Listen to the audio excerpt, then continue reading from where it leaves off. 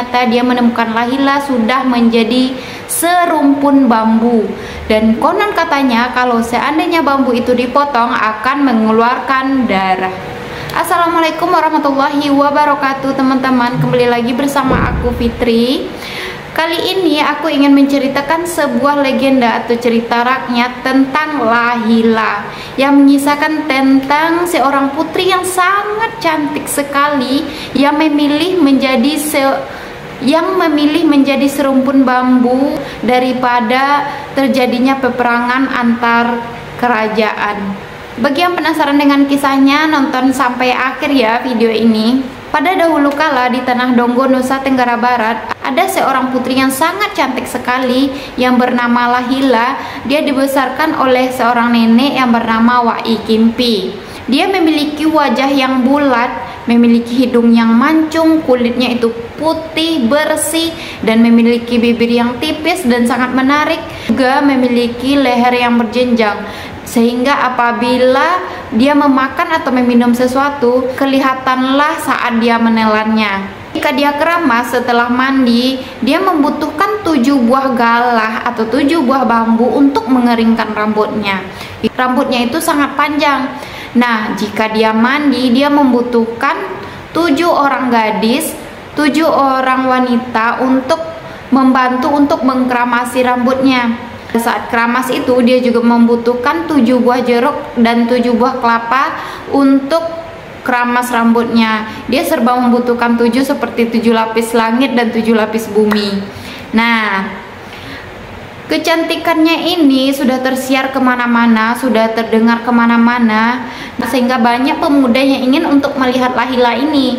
Nah, pada suatu saat, pada suatu ketika, terdengarlah tentang kecantikan dari Lahila ini ke kerajaan Bima dan juga ke kerajaan Sanggar.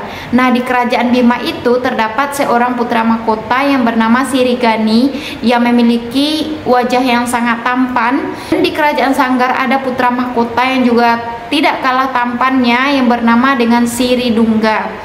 Karena ingin melihat dari kecantikan Lahila ini, Sirigani pergi berburu ke dataran tinggi ke dekat tempat tinggalnya Lahila.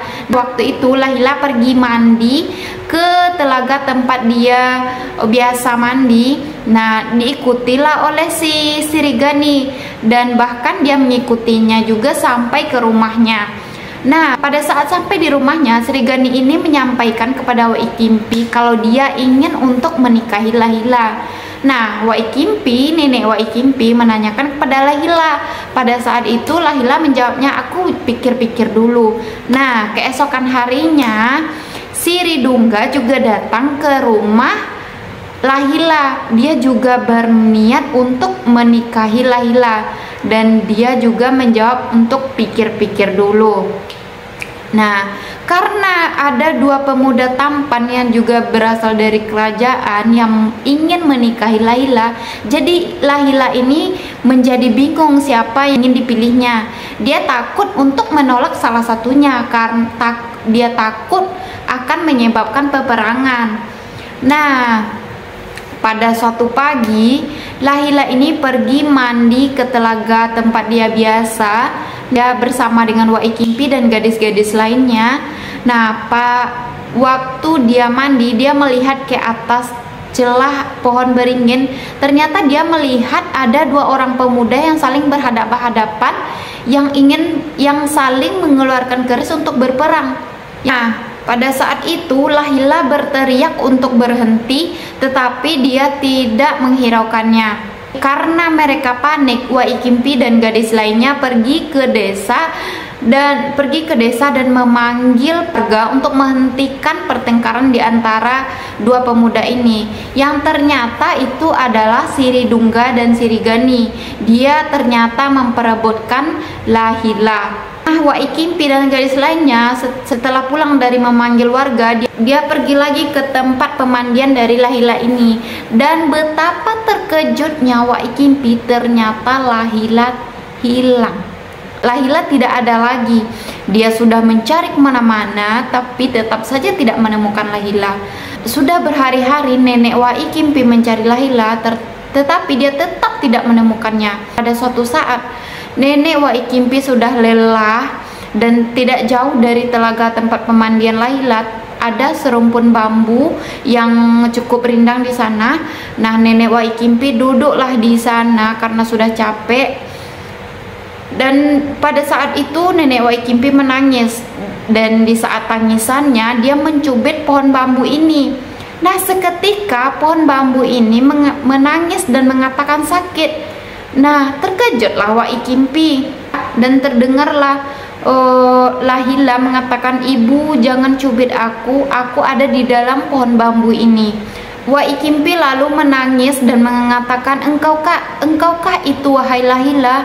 Laila menjawab, "Iya Bu, aku ada di dalam pohon bambu ini. Aku lebih baik menghilang daripada terjadinya peperangan karena ingin memperebutkanku." Waikimpi tidak bisa menahan tangisnya dan dia langsung memeluk dari pohon bambu tersebut.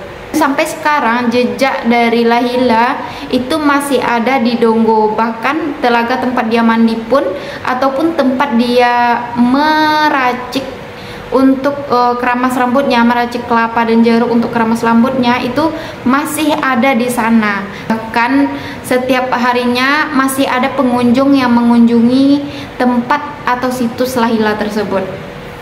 Oke, terima kasih telah mendengarkan legenda tentang Laila. Nantikan lagi kisah-kisah selanjutnya di YouTube Nuansa Story dan Facebook Rahma Fitri. Terima kasih. Assalamualaikum.